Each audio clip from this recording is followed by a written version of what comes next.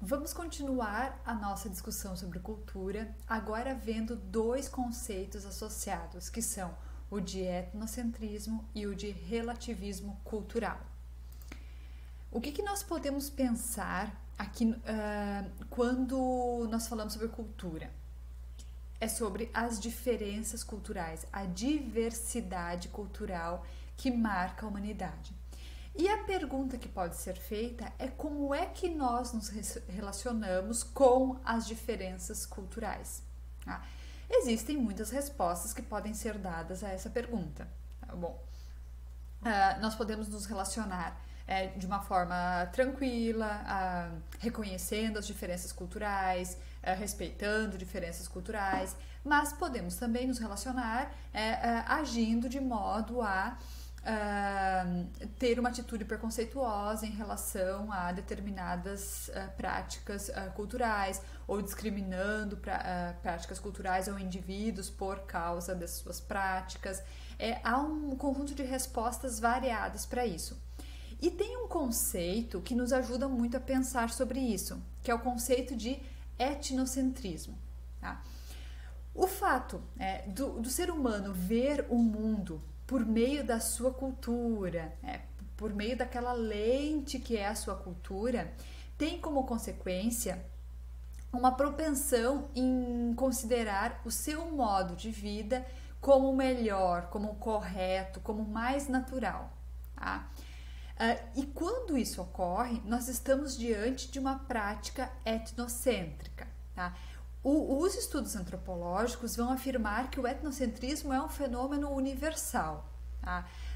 Que é extremamente comum essa crença de que a própria sociedade é o centro da humanidade, ou mesmo que a própria cultura é a única forma de expressão possível de algum tipo de prática.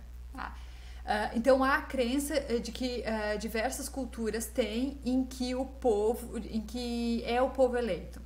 Cada grupo tende a se considerar o povo eleito, aquele povo que age da melhor forma, que tem os melhores rituais, as melhores práticas. Tá?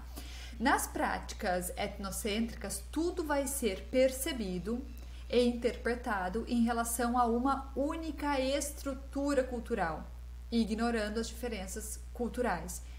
Se pega a lógica da nossa cultura, né, da cultura daquele grupo que está olhando, e se considera aquela estrutura, aqueles rituais, aqueles valores, aquelas práticas cotidianas como sendo aquelas que são as adequadas e se olha o mundo a partir dela. O etnocentrismo é também uma espécie de cegueira em relação às diferenças culturais. Seria olhar o outro a partir sempre do nosso lugar, tá? E do nosso olhar, da nossa lente. Então, os julgamentos negativos que os membros de uma cultura tendem a fazer sobre as demais, levando a uma inferiorização da cultura do outro, é chamado também de etnocentrismo. O que nós podemos pensar? Que, originalmente, o etnocentrismo não é um problema, não é algo que propriamente seja negativo. Mas existe a possibilidade dele se tornar um problema. Quando isso vai acontecer? Quando ele distorce a maneira de ver das outras culturas, sobretudo usando essa sua centralidade para oprimir outros grupos, outras culturas. Aí ele será problemático, será visto como algo negativo.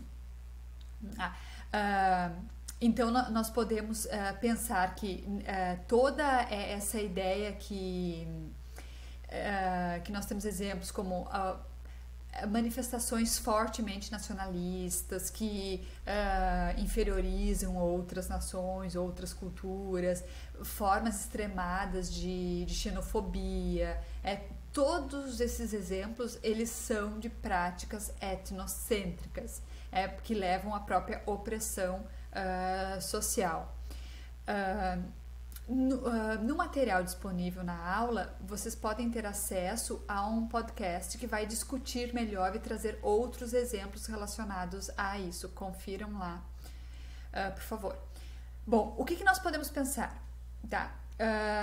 Aí, seguindo essa discussão, é que existem práticas que são culturais, né? As as práticas são culturais, as formas de se agir, o comportamento é cultural. E aí, nós podemos estabelecer limite às práticas culturais? Sabendo, né, que cada cultura possui os seus códigos, possui a sua estrutura, a sua forma de agir, nós podemos dizer que há limites para essas formas de agir? Aqui nós entramos na discussão sobre o que é o relativismo cultural. Tá? O que se diz a respeito disso? Que não é possível julgar a partir de um ponto de vista externo os padrões e valores culturais. Tá? Por exemplo, a moral, as práticas, as crenças que fazem parte de uma cultura. Por quê? O que aqui nós podemos associar com aquela lógica do óculos de novo, da lente. Quando eu vou olhar para uma outra cultura, eu preciso afastar a minha lente. Porque senão eu vou ter sempre essa prática etnocêntrica de ter a minha cultura como a melhor, como a mais adequada. Há uma incompatibilidade entre os sistemas de valores de diferentes culturas. Claro que algumas culturas são mais próximas, outras mais distantes. Não há critérios objetivos que nos permitam classificar as culturas entre superiores e inferiores. Porque todas as culturas são igualmente aptas a preencher as necessidades dos seus integrantes. Então, as culturas elas teriam essa capacidade de resolver as suas questões e de ter um conjunto de códigos que possibilite isso. Quando nós comparamos uma cultura com a outra e buscamos hierarquizar isso, nós estamos diante de uma abordagem que é evolucionista e que tem a ver com aquela teoria lá do determinismo biológico que nós vimos anteriormente. Para o relativismo cultural, cada cultura possui um conjunto de códigos que são próprios, portanto, não é possível olhar as diferentes culturas a partir de um olhar único, por exemplo, o olhar ocidental, que nós fazemos parte dele e, em geral, é ele que é utilizado para olhar para os outros. Tá? Toda cultura vai ser considerada como uma configuração saudável para os indivíduos que a praticam. E todos os povos formulam juízos em relação aos modos de vida diferentes dos seus. Então, essa é uma ideia trazida, né, pela Lakatsu Marconi, associada a essas discussões sobre a cultura. Então, há uma tendência de nós fazermos isso. E aqui a pergunta que fica se há limite em relação a essa lógica. Tá? Se considera que toda cultura tem uma lógica que é própria. Tá? E a coerência daquela prática, de um determinado hábito cultural, só pode ser analisada e entendida a partir daquele sistema cultural. Tá? E aqui nós vamos ter toda uma reflexão, por exemplo, proposta pelo antropólogo Claude Lévi-Strauss, sobre essa ideia do evolucionismo, tá? De considerar algumas culturas como tendo um pensamento que é mágico, portanto seria inferior às culturas que já têm esse pensamento racional.